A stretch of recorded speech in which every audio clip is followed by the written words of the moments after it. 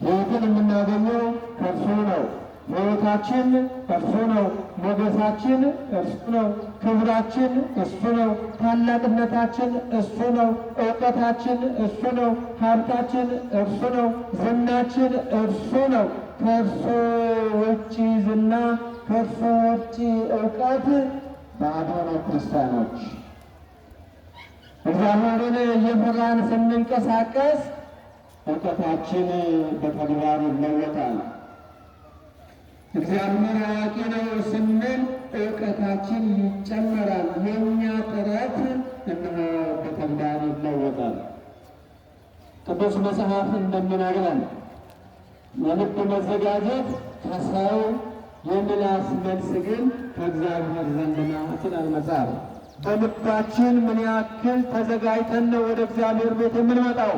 ቃሉን ለመስማት ቃሉን በልባችን ውስጥ ለማንገስ ነው ወይስ ዝም ብለን መመላለስ ብቻ ነው? ዝም ብለን መመላለስ ብቻ መሆን የለበትም። ክርስቲያኖች ክርስትናችንን ማረጋገጥ አለብን። የደሙን ማኅተም በልባችን ላይ ማስመጣት አለብን።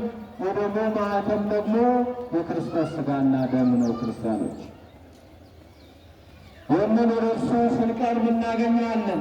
ወደ እርሱ ስንመጣ ሕይወትን ክርስቲያኖች እሱን ስንይዝ ሕይወታችን የተቀደሰ ሕይወታችን ዘለዓለማዊ እንደ ቃሉ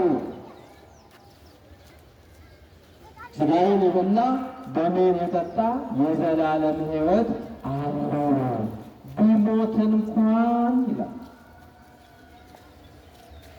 ቢሞት እንኳን ሞት ሁላችንም እንደምናውቀው የሥጋና የነፍስ መለየት ነው። ነፍስ ደግሞ ሕያዊት ለባዊት ዘላለማዊት ናት።